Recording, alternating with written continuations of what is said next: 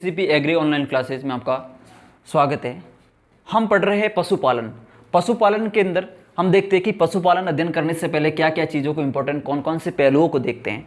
पहला है पशु की नस्ल, पशु का आहार, पशु प्रबंध और पशु उत्पादन या उत्पाद कह सकते हैं। उसके द्वारा उत्पादन मतलब प्रोडक्ट क्या प्राप्त होते हैं, दूध दही, उन सारी चीज़ों का हम क्या करते हैं, अध्ययन करते हैं। नस्ल आहार के अंदर उसके अंदर पशु को कौन सा आहार देते हैं, उसके बाद उसके आवास व्यवस्था है, मैनेजमेंट क्या है, उसके अलावा पशु उत्पादन और मतलब दूध दही जो भी हमें प्राप्त होता है उसको देखते हैं, है ना। इसके अलावा सबसे पहले हम आज इन नस्ल पहलुओं के अंदर से सबसे पहला पहलू है नस्ल।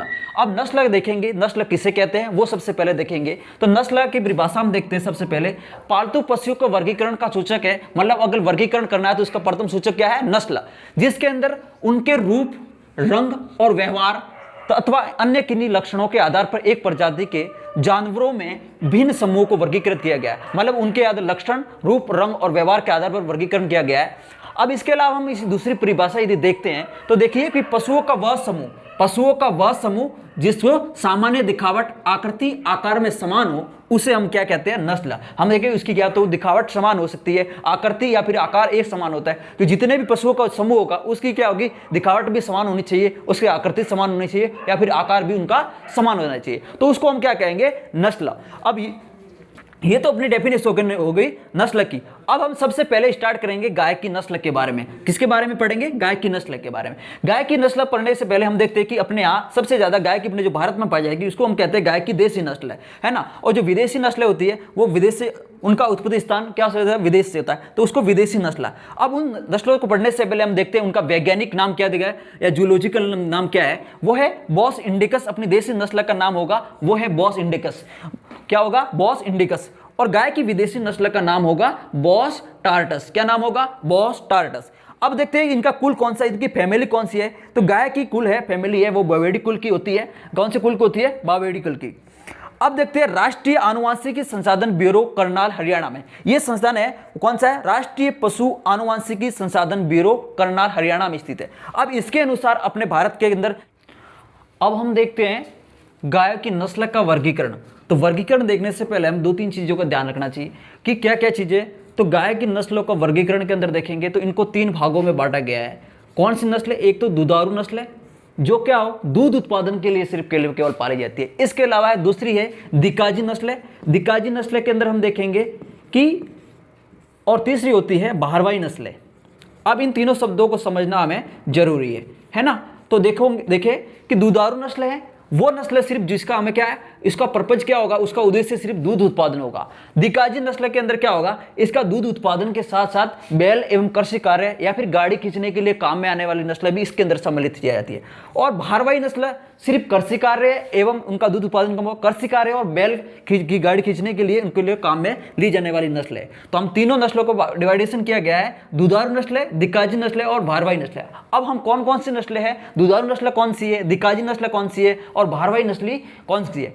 अब डबल पर्पज की हम देखेंगे और इसके बाद भारवाही नस्ल एक एक करके हम देखेंगे। तो दुधारू नस्लों को देखते हैं, सबसे पहले हम देखते हैं दुधारू नस्लों को। तो सबसे पहली नस्ल है अपनी साहिवाल, सबसे प्रसिद्ध नस्ल है साहिवाल। इसके बाद है सिंधी, तीसरी नंबर है गिर, राठी, देवनी। ये नस्ल है कौन सी, जिसका उत्पादन मुख्य उद्देश्य क्या है, दूध उत्पादन। इनके द्वारा क्या उत्पादन किया जाता है, दूध उत्पादन। अब हम इसको याद करने की छोटी सी ट्रिक को देखेंगे। तो देखो एस स्क्वायर के अंदर देखेंगे हम साहिवाल और सिंधी दोनों नस्लें आ गई अपनी। जी के अंदर हम देखेंगे गिर नस्ल आ गई अपनी।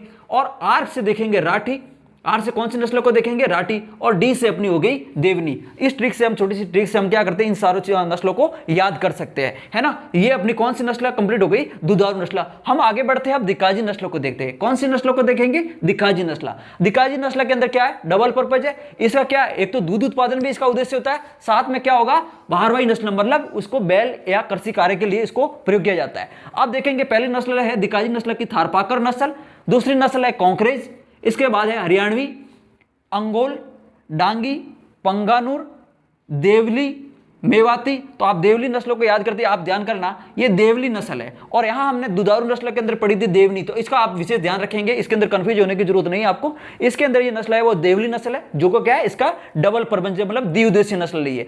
अब है मेवाती, गाबलाब, सीरी, कृष्ण घाटी और निमाड़ी।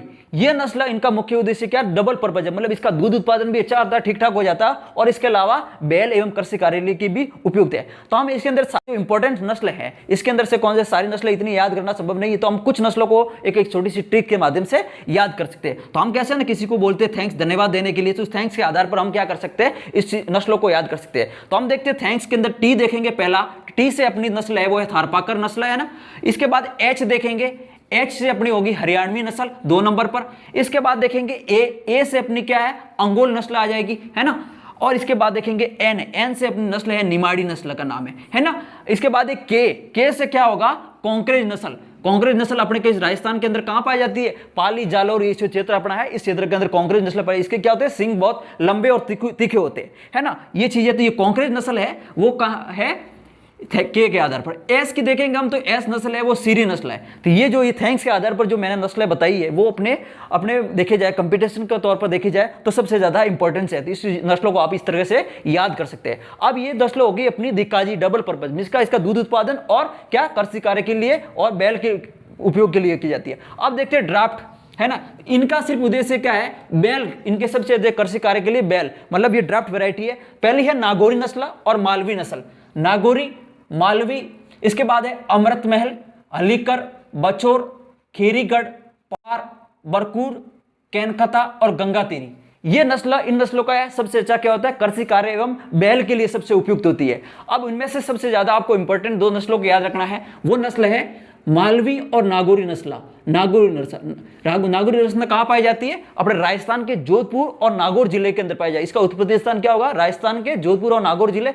अब इनका क्या है कि इनका एक तो ड्राफ्ट वैरायटी है, ब्रीड है। तो इस ब्रीड का क्या मुख्य उद्देश्य, सिर्फ कृषि कार्य के लिए सबसे मजबूत जो बैल होते हैं वो नागौरी नस्ल के होते हैं, है ना। तो इसको आपको याद रखना। इनका क्या होता है, दूध उत्पादन क्या होता है, कम। तो इस चीज की बात को ध्यान रखना है, जो जिस नस्ल के पशु बैल एवं कृषि कार्य के लिए उपयुक्त मानते हैं उनका दूध उत्पादन हमेशा कम होता है। हमने गाय का वर्गीकरण देख लिया था, अब देखते हैं हम गाय की विदेशी नस्ल। उस नस्ल को देखने से पहले हम एक छोटी सी चीज देखते हैं कि उपरोक्त जो नस्ल आगे हमने पढ़ी थी, डबल पर्पज है, दिक्काजी नस्ल है, उसके अतिरिक्त भी एक केरल प्रदेश में, केरल जो अपना प्रदेश है राजस्थान भारत के अंदर, वो उसके अंदर देखते हैं कम ऊंचाई व छोटे आकार की एक नस्ल पाई जाती है। केरल प्रदेश में कम ऊंचाई एवं छोटे आकार की एक नस्ल पाई जाती है जिसका नाम है वेचुर नस्ल। क्या नाम है, वेचुर नस्ल। अब ये इसका आकार छोटा है तो इसको क्या कहते हैं, मिनी। छोटे चीज को क्या कहते हैं, मिनी। उसकी ऊंचाई भी कम है और आकार भी कम है, छोटा है ना। तो इसलिए इस गाय को क्या कहते हैं, हम मिनिएचर गाय भी कहते हैं। तो आपको यदि कभी प्रश्न पूछा जाए कि मिनिएचर गाय किसे कहते हैं, तो केरल प्रदेश के अंदर कम ऊंचाई एवं छोटे आकार की जो नस्ल पाई जाती है उसे हम वेचुर नस्ल कहते हैं। और वेचुर नस्ल को कौन सी क्या नाम से प्रचलित है, मिनिएचर गाय कहते हैं, है ना। अब हम आगे देखते हैं विदेशी नस्ल। विदेशी नस्ल कौन कौन सी विदेशी नस्ल है, अब देखते हैं। अब इस नस्ल और इसका उत्पत्ति स्थान कौन सा है ना। पहली नस्ल है अपनी ब्राउन स्विस। इस नस्ल है ब्राउन स्विस, उसका उत्पत्ति स्थान कौन सा है, स्विट्जरलैंड, है ना। स्विट्जरलैंड के अंदर ये पाई जाने वाली नस्ल है। इसके बाद दूसरी नस्ल है जर्सी, इसका उत्पत्ति स्थान है वो है जर्सी द्वीप समूह, है ना। इसके बाद है आयरशायर, अब इसका उत्पत्ति स्थान है स्कॉटलैंड, क्या है, स्कॉटलैंड। इसके बाद है गर्निस, अब गर्निस का इसका उत्पत्ति स्थान है गर्निस द्वीप समूह, है ना। इसके बाद है शॉर्ट हॉर्न, शॉर्ट हॉर्न का उत्पत्ति स्थान आपका होगा इंग्लैंड, क्या होगा, इंग्लैंड। इसके बाद है रेड डेन, रेड डेन यह है इसका उत्पत्ति स्थान है डेनमार्क, है ना। अब है हॉलिस्टन फ्रीजियन, इसका उत्पत्ति स्थान है हॉलैंड या नीदरलैंड, है ना। तो इसके आपको ओरिजिन सब लिखे हुए हैं का हॉलिस्टन फ्रीजियन का उत्पत्ति स्थान क्या होगा, हॉलैंड या नीदरलैंड। इसको छोटा सा आपको याद रखना है, तो आप पीछे आपको इस नाम से स्पष्ट हो रहा है इनको उत्पत्ति स्थान। आपको देखा होगा ब्राउन स्विस है तो इसके पीछे स्विस लिखा है, तो ये मतलब स्विट्जरलैंड की है ना। तो इस सबसे आप पकड़ सकते हो इसको। जर्सी द्वीप तो इसके नाम से स्पष्ट है, जर्सी आगे लिखा हुआ है। आयरशायर इसको आप याद रख सकते हो, स्कॉटलैंड से ऐसे सीधा याद कर लो एक आदना। गर्निस ये गर्निस द्वीप समूह के अंदर है। शॉर्ट हॉर्न है वो इंग्लैंड है। रेड डेन तो डेन के अंदर आ रहा है, इसका डेनमार्क है उसका उत्पत्ति स्थान। और हॉलिस्टन फ्रीजियन के अंदर हॉल आ रहा है, तो आप हॉलैंड याद कर सकते हैं। इसके अलावा हॉलैंड के अलावा आप कभी कभार नीदरलैंड भी दिया हुआ होता है। यदि आपको जो चीज़ें समझ में नहीं आ रही है तो आप कमेंट करके बताना। इसके अलावा इस जितना भी अपने टॉपिक पढ़ा है इसका आप स्क्रीनशॉट ले लें और अपने नोट्स अच्छे से नोट्स बना सकते हैं। यदि इस वीडियो में कोई प्रॉब्लम आए तो आप कमेंट बॉक्स में बताएं। इसके अलावा आप लाइक शेयर कमेंट करें और चैनल को सब्सक्राइब करना ना भूलें। Thanks for watching video.